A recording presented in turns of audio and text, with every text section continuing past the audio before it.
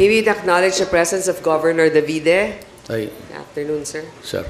Good Vice evening. Governor Agnes Magpale, Yes, Ma'am. Vice. Congressman Luigi Quisumbing, Congressman Advincula, Mayor Tommy Osmeña, Attorney Mike Toledo, Mr. Lourdes De Vera, Secretary Ace Durano. Wala ako nakilala dito. Ito, mukhang talo na ako dito sa butuhan. Hindi, ganito na lang. Yung hindi natawag dito ng dalawa, dito na kayo sa akin.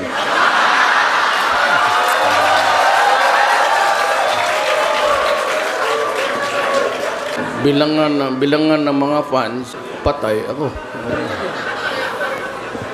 All of you guys who are not mentioned, side with me.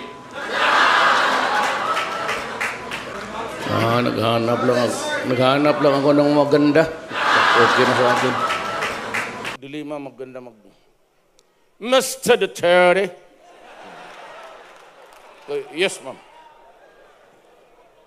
You ever overheard in a certain incident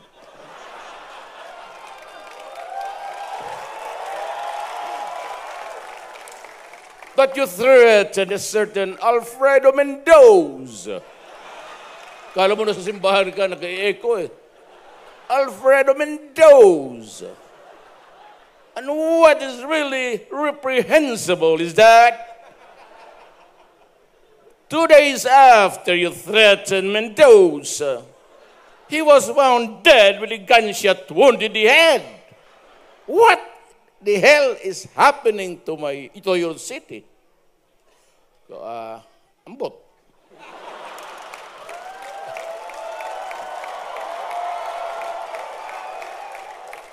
Ambot is, ewan ko, ambot sa langaw. Fino Florida. Pwede man lang mag-toilet break habang nag-aantay? Sige. Okay. Excuse me. Sir, kayo. Toilet break. Pangatlong ihi mo na yan, Mar.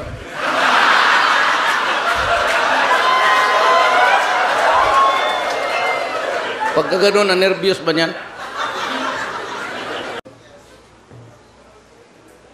What time were we supposed to start? We were told they were trying to resolve things. Bakit mo naman inaway? Bakit mo naman inaway? Wala akong inaaway. Hindi ba magkasama kayo sa isang kwarto? Ano nangyari? Wala. Sinabihan ako, gustong palitan ng rules, pero kaya nagantay lang kami nasabihan kung tuloy o hindi. Pero magkasama kayo sa isang holding room? No. Ay, hindi pala. Bakit kami magkasama? Okay naman kami. Silang dalawa, kami ni Grace dito sa isang kwarto kasi bakit naman nila ayaw tayong magsama sa isang kwarto? Pwede naman. Nagtataka din ako eh. Ikaw ata nagsabi, huwag mong ipapasukin si Duterte dyan. Nauna ka sa akin dito. Yung convoy mo, sinusundan ko. Pero Ako, maski na sino makasama ko sa kwarto, basta matino. ako na yun.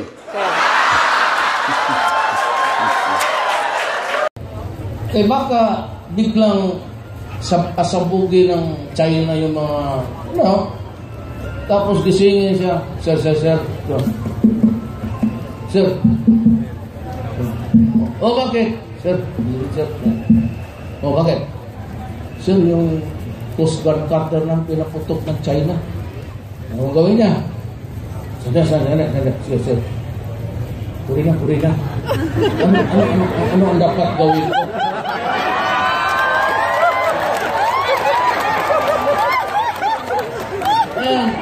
Ito diretso na lang kasi bilang yung isa buboto ito?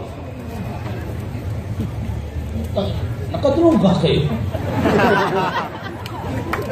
Tomorrow, I said, I was just somebody was telling me. Labas yung money laundering. May isang account lang sa malang bangko. 2 billion. Lalabas mo kasi sa po. Lalabas na yun. Hindi mo matago. Kaya kung sa debate, kita mo si Binay. Hindi magkasalita. Hindi harmos mo. Labas, no? Yun, gumagano na. Itong isa naman, sige hambog, dang matuwid or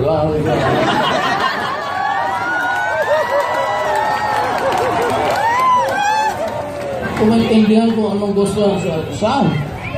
Puro English. Ano ko? Sabi ko, daang matuwid, pulok-kulubot. Ang binigay mo sa amin. Tignan mo, makita mo kami ngayon 20. Tignan ko kung ano naman ang abilidad. Wala talaga. Ito ang he cannot handle a crisis. Wag, ang sinasabi ko sa inyo totoo, he cannot handle a crisis. Yung isa naman, he cannot control his, kaya malaki ang braso. Nakita mo t-shirt niya talagang, ako payat na ako. Kanya hanggang ngayon, ganun. Hindi ka sabi sa'yo, hindi malalim magkawin ka ng bilyon, ha? Sige, kawitik ng kamay mo doon.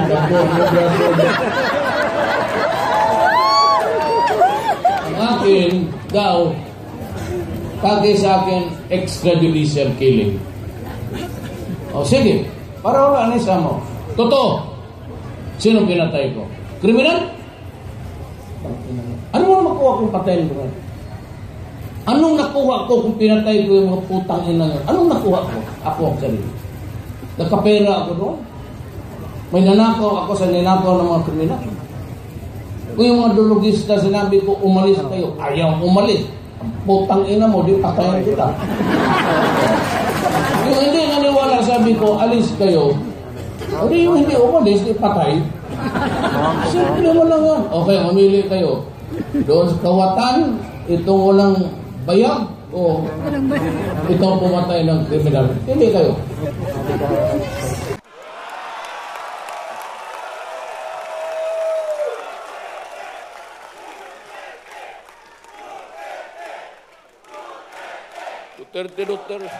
Duterte ka dyan, puta bantay. Ako lang ho ang Bisaya na naging mayor sa Davao in the entire 78 years. Hindi na nanalo ang Bisaya doon. Kasi wala naman siyang ginawa kung hindi mag-inom. Ito man naman taga Davao, hindi naman ito taga Davao. Tignan mo. Ba't ka nandito? Naka-hold up kayo?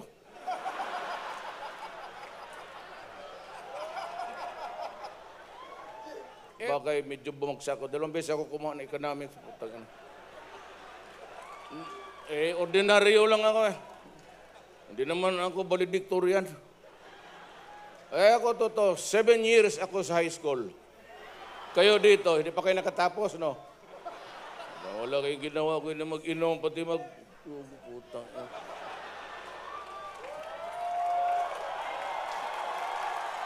So, nung sabi ko sa airport, gusto mo ikwento ko? wag na lang. Sige po, kayo naman yung may experience doon. Baka magwala itong buwang na ito.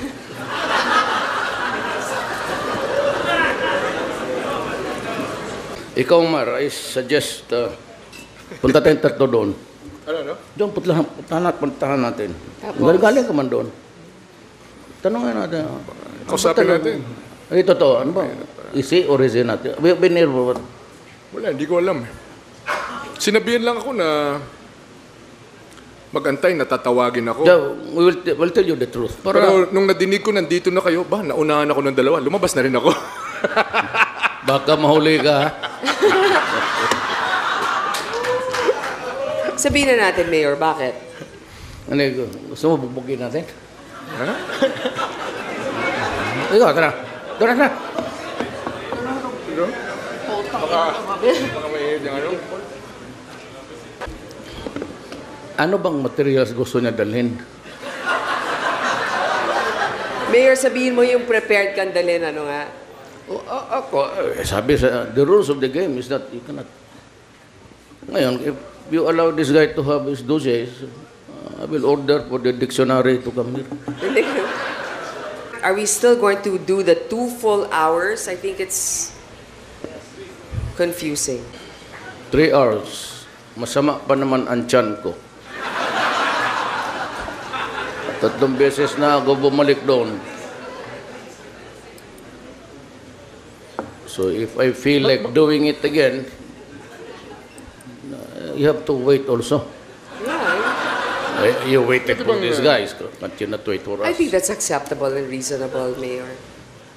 Pero ito hindi campaign outfit to ni Mayor. For sure. Huwag ka lang magalit, ha? Hindi pa. Pangloto yan eh. Pangloto. Ano yun? Ha? Huwag mo nang okay lang.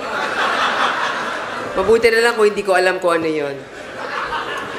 You were going to retire, is what you're saying, Yes. which we can't seem to see yet. But if you're going to retire, what are you going to do next?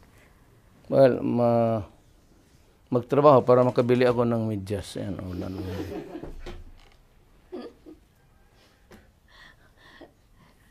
Mayor Duterte. Your last thoughts? Well, I said, I love my country. Period.